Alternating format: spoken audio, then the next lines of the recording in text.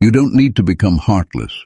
You need to become untouchable. Not cold like ice, but cold like a man who can walk through chaos and still think clearly. Because right now, you feel everything. Too much. Too often. At the worst times. And that's exactly why life keeps overwhelming you. Not because you're weak, because you were never taught what to do with what you feel. There's a difference between someone who doesn't feel and someone who feels everything and still chooses their response. The first person is damaged, the second person is dangerous. And tonight, we're building the second person. Tonight, we're exploring how to become cold, calm, and dangerous. Not as a personality, but as a way of operating. How Stoic principles, tested under war, slavery, plague, and execution, can help you take back control of your reactions, your focus, your power, not by suppressing what you feel, by becoming someone who decides what to do with it. By the end of this, you'll know exactly how to stop reacting and start deciding. Before we go further, if this is something you needed to hear, subscribe and stay with me. Every week, practical Stoic philosophy for the moments when you need it most. Not theory, tools. Hit subscribe and let's begin. Habit number 1. 1. Pause before you react.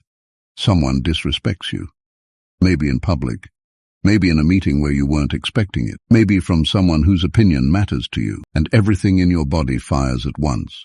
The heat, the tightening, the words already forming before you've decided whether to say them. That's where most people lose.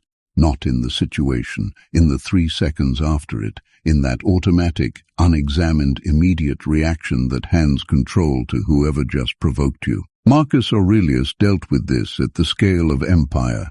Betrayals from advisors, decisions questioned by generals, personal attacks from senators who considered themselves his equal. And every morning, before any of it arrived, he wrote to himself, "You have power over your mind, not outside events. Realize this and you will find strength, not power over what they said, not power over how they acted, power over the gap between what happens and what you do about it. That gap, almost invisible, almost imperceptible, is where all of your power lives. You're in a conversation. Something is said. Not a major attack, a dismissive tone, a comment that minimizes something you care about, a slight so small it barely registers as intentional. And your voice rises, your shoulders tighten, your energy shifts. And before you've processed what happened, you've already responded. And the response wasn't yours. It was the reactions. Now imagine this. Same moment, same dismissal, same heat firing, but this time, 3 seconds, just 3. And in those 3 seconds, you're not in the storm anymore. You're watching it. Pause. You see the heat. You feel the pull. And you choose, not whether to respond from the reaction or from a decision. Historical anchor, Epictetus. Epictetus was beaten as a slave, not metaphorically, physically, by an owner who was demonstrating his power over a person he considered property. And Epictetus said to him, calmly while the beating was happening, "You are going to break my leg." And when the leg broke, "Did I not tell you that you would break it?" Not rage, not collapse, not the reaction the owner expected. Complete, absolute, unshakable, calm. That wasn't passivity. That was the most powerful demonstration of the pause in recorded history. He felt everything and chose silence. The dangerous person isn't the loud one. It's the one who can feel everything and still choose silence. The pause protects you in the moment of provocation. But there's a second way you're losing power that has nothing to do with other people. It has to do with what you attach to outcomes. Habit number 2. Detach from outcome. You care too much about what happens. Not too much in the sense of being passionate, too much in the sense of making your stability conditional on results.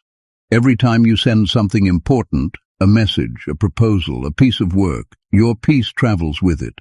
And if the result doesn't match the expectation, the piece doesn't come back. That's not caring, that's attachment. And attachment is the specific mechanism by which outcomes control you. You send a message, something that mattered, something that expressed something real, and it sits there, unread, or read and unreplied to, and within minutes, your mind is running. Did I say something wrong? Are they annoyed with me? Did I give too much? Should I follow up? Should I say something different?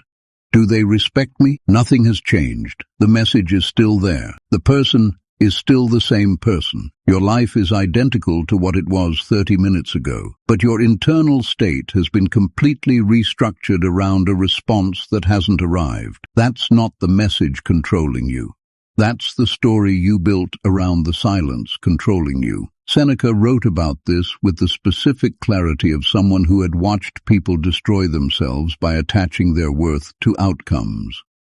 We suffer more often in imagination than in reality. The suffering isn't in the unreplied message. It's in the 12 interpretations your mind generated in the space where information didn't exist. Cato the Younger. Cato stood against Julius Caesar at a moment when most of Rome had already decided which way the wind was blowing. He knew he was likely to lose.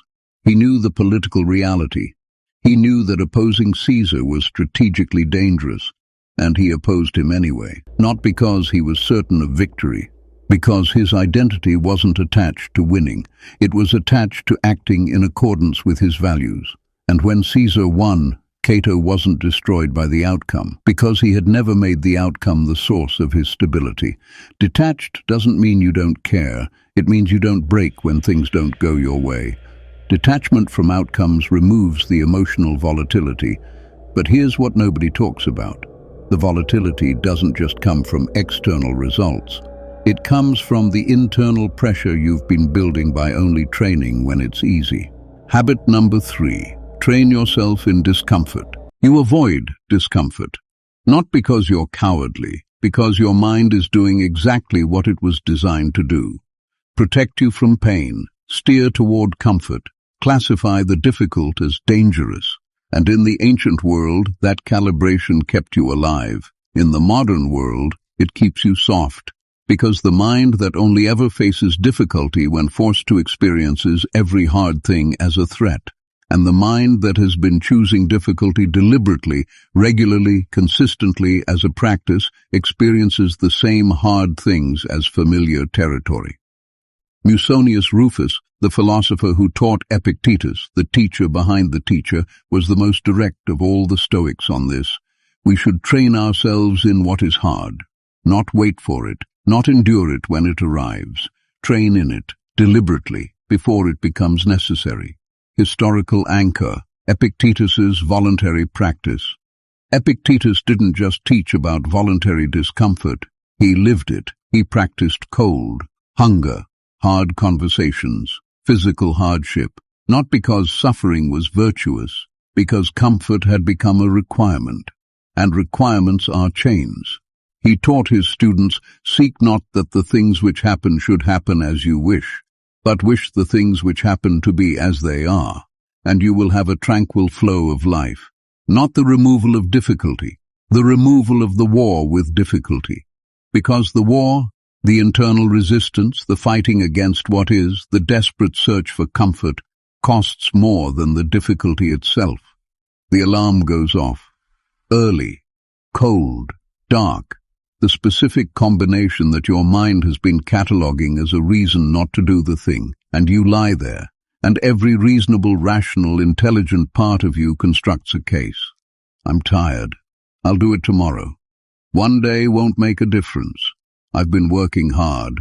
I deserve the rest. And every one of those arguments is plausible.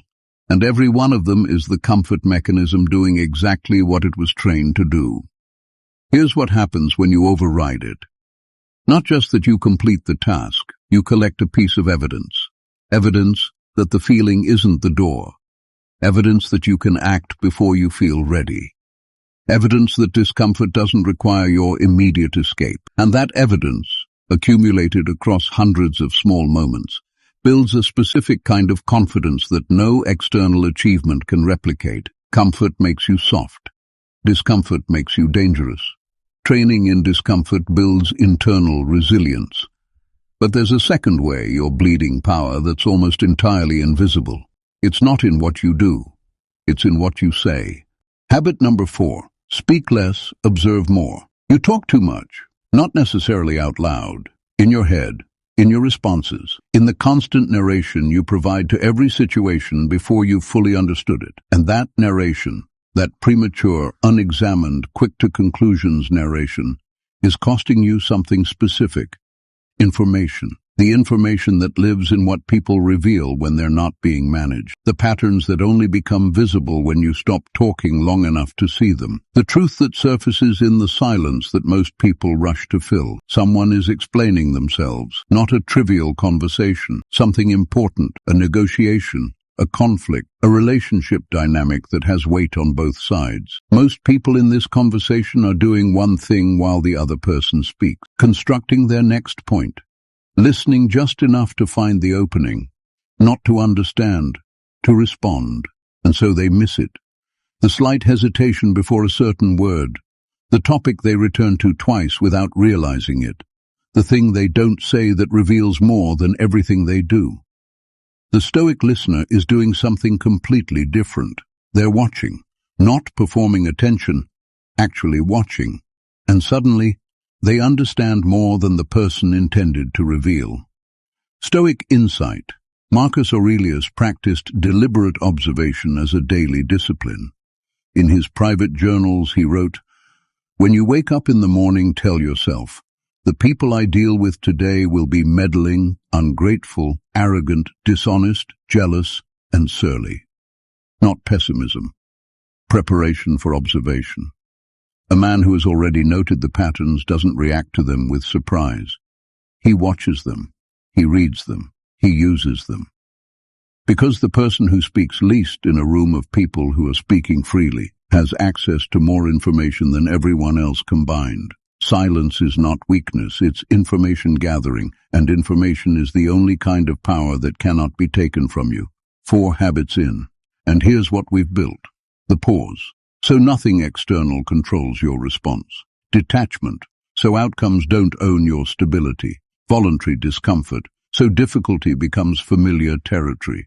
Strategic silence, so you see more than anyone tells you. But here's what we haven't touched yet. The internal war. Because everything we've covered so far deals with what arrives from outside. The next habits deal with something harder. What you're generating inside. The dialogue running in your head, the emotions you're not sure what to do with, the validation you're still seeking without quite knowing it. This is where most people fail, not because the habits are harder, because the enemy is internal, and internal enemies are invisible. Let's go there. Habit number 5, control your internal dialogue. Your mind is not neutral. It is actively constructing your reality every single moment, not as inspiration, as instruction. Every thought you repeat enough becomes a belief. Every belief you hold long enough becomes an expectation. Every expectation you carry long enough becomes the lens through which you see everything. And if the thoughts running in your head are the wrong thoughts, if the internal narrator is working against you, then every tool, every habit, every philosophy is being filtered through a broken lens. You fail at something, not catastrophically, just, it didn't work. The pitch didn't land, the attempt didn't succeed. The thing you tried didn't produce what you hoped. And your internal narrator fires. You're not good enough. This always happens. Other people don't struggle with this. What's wrong with you? And here's what happens next. You don't just hear those thoughts, you believe them. Before you've examined them, before you've asked whether they're accurate, before you've considered a single alternative interpretation, because they arrived fast and they felt familiar. And familiar things feel true. The Stoic interrupts this, not with positive thinking, not with empty affirmation, with a more accurate question. What actually happened? What does this specific event actually tell me? What would I do differently? And what would I do the same? Not, you're not good enough. This specific approach didn't work this specific time. What's the adjustment? Stoic insight, Marcus Aurelius. The soul becomes dyed with the color of its thoughts. Pause. Not the color of what happens to it, the color of what it thinks about what happens. which means the internal dialogue isn't describing your reality, it's creating it. And a reality created by "you're not good enough, this always happens, what's wrong with you," is a smaller reality than the one you're actually capable of. Your thoughts aren't just noise, they're instructions, and you get to choose, very deliberately, very consistently, what instructions you're running on. The internal dialogue shapes what you tell yourself, but there's a second internal battle that's even harder: what you do with what you feel. Habit number 6. Feel, but don't drown. Being cold doesn't mean numb. That's the most common misunderstanding about what we're building tonight. The goal is not to stop feeling. The goal is to stop letting emotion drive the wheel. You can feel grief and still make a clear decision. You can feel anger and still choose how to respond. You can feel fear and still act. Emotion as information, not emotion as command. That's the distinction. And it's the specific distinction between someone who is controlled by their life and someone who moves through it deliberately. Something genuinely painful happens. A rejection that hit harder than expected. A loss that landed without warning. A disappointment that revealed how much you had invested. And the emotion is real, full, legitimate. And most people do one of two things. They suppress it, push it down, perform fine, carry the weight silently until it finds another way out. Or they drown in it, let it run every decision, color every interaction, become the lens through which they see the next week. Neither of these is the Stoic response. The Stoic response is, feel it, fully, honestly, without performing fine. And then, when it has been genuinely felt, choose what comes next, not before it's been felt, after. Stoic insight. Marcus Aurelius lost children. He watched people he loved die. He carried the weight of an empire while grieving, and he did not perform calm. He practiced it. There's a difference. He wrote about the impermanence of everything, not to avoid grief, but to place it accurately, to understand its size, to feel it without making it larger than the reality warranted. He wrote, "Loss is nothing else but change, and change is nature's delight." Not, don't feel the loss. The loss is real, but change is the nature of everything. And a mind that has accepted this fully feels the loss without being destroyed by the surprise of it. Emotions are waves. Strength is learning how to stand in them. Feeling without drowning keeps your internal state clear. But there's a third internal leak that's quieter than emotion and more consistent than thought. It's the validation you're still searching for. Habit number 7. Stop seeking validation. You're still checking, not always consciously, but consistently. Did they react well? Do they approve? Did that land the way I hoped? And here's what that checking costs you. It costs you the ability to act from your own standard. Because every time you check, every time you adjust based on the reaction, you've made their assessment more authoritative than your own. You do something, post something, say something, make a decision, build something, and then you wait, not patiently, anxiously, with one eye on whether it's being received the way you hoped. And if the reception is good, you feel temporarily settled. And if it's not, or if the reception is just absent, just silence, just no particular reaction either way, you feel the specific unsettledness of someone whose stability is housed outside themselves, in a location they don't control, managed by people who don't know they're holding it. Epictetus, if you want to improve, be content to be thought foolish and stupid with regard to external things, not as self-punishment, as the specific instruction for where genuine improvement lives. The moment you stop organizing your choices around external reception, the moment you release the need for the approval to confirm the decision, you can finally act from the only standard that was ever accurate, your own. Approval is addictive.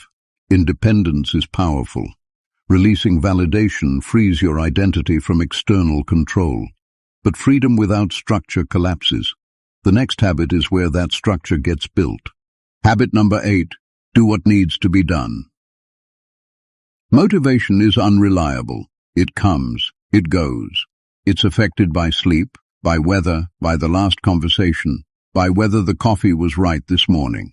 And if your discipline is dependent on motivation, your discipline is unreliable.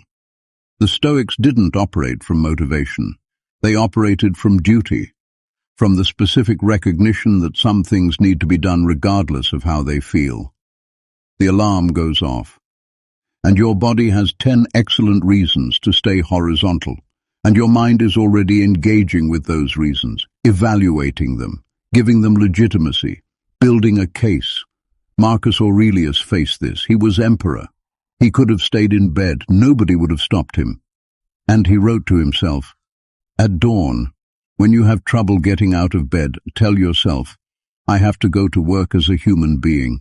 What do I have to complain about if I'm going to do what I was born for?" Not inspiration, an instruction. Get up, not because you feel like it, because it is what you do. And a person who does what they do regardless of how they feel about it is a person the world cannot easily stop. You don't rise to your goals, you fall to your standards. And standards, unlike motivation, don't depend on how you feel this morning. Standards create the structure, but structure built on the wrong foundation still collapses. The next habit is about removing what's undermining everything you're building. Habit number 9. Eliminate what weakens you. Look at your life honestly, not at the aspirational version, at the actual version. What are you doing every day that is directly undermining every other thing you're trying to build? Not the obvious things, the subtle ones, the late-night scrolling that fragments attention, the conversations that drain without returning, the habits that feel like rest but actually compound exhaustion, the relationships that require you to be a smaller version of yourself. Seneca was direct about this. Associate only with those who are likely to improve you. Not only people, everything, every habit, every environment, every input. The Stoic practice of simplification isn't minimalism for its own sake. It's the deliberate removal of everything that competes with clarity. You have a goal, something real, something you've been working toward with genuine intent. And every morning you wake up with full intention to work on it. And every evening you look back and the time went somewhere else. Not to one dramatic distraction, to dozens of small ones, each individually defensible, collectively catastrophic. The scrolling that didn't feel like much, the conversation that wasn't important, the decision fatigue from things that didn't deserve a decision. Every yes to a small distraction is a no to the thing that matters. And the accumulation of those small no's, invisible day by day, becomes obvious over a year. Every yes to distraction is a no to your potential.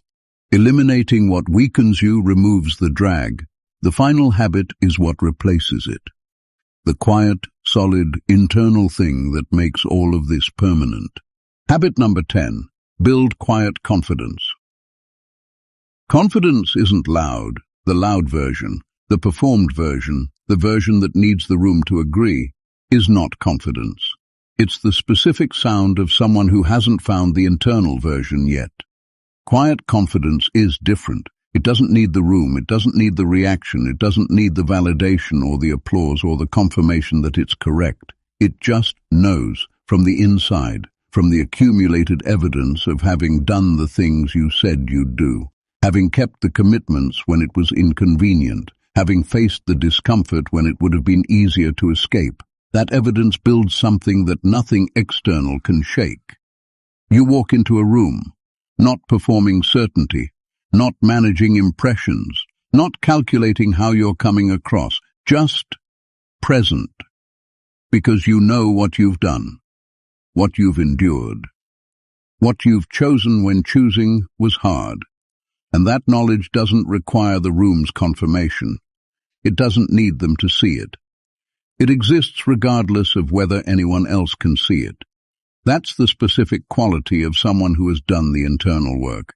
Not impressive from the outside, unshakable from the inside. Stoic insight. Seneca. True happiness is to enjoy the present. without anxious dependence on the future. Not happiness as a destination, as a state built from internal stability, from having done what you said you'd do, from having been who you said you'd be, not for recognition, not for approval, because it was yours to do. Loud confidence fades, quiet confidence endures, because it was never dependent on anything outside you to begin with. Cold is not emotionless, it's controlled. Calm is not passive, it's powerful. Dangerous is not violent, it's prepared. You don't need to become someone else. You just need to remove what weakens you and build what remains. The pause, the detachment, the discomfort you chose before it chose you. The silence that sees more than words reveal. The internal dialogue that builds rather than destroys. The emotion felt and released rather than drowned in. The validation no longer needed. The discipline that doesn't wait for feeling. The elimination of what competes. The quiet confidence that needs no confirmation. 10 habits, not 10 things to remember. 10 ways of being, built one ordinary moment at a time. If this helped you, share it with someone who is reacting when they should be deciding. Someone who is feeling everything and doesn't yet know what to do with it. Someone who is waiting to feel ready before they act. And in the comments, type 3 words: calm, cold, ready. Those 3 words tell us you're building this, that the tools found someone who's actually going to use them. Subscribe for daily Stoic philosophy that gives you the tools for exactly these moments. Not motivation, practice, delivered every week. The Daily Stoic Journal and Mental Discipline course, everything you need to build these 10 habits into a daily practice that compounds, linked below. You don't need to become heartless. You need to become untouchable. Start tonight.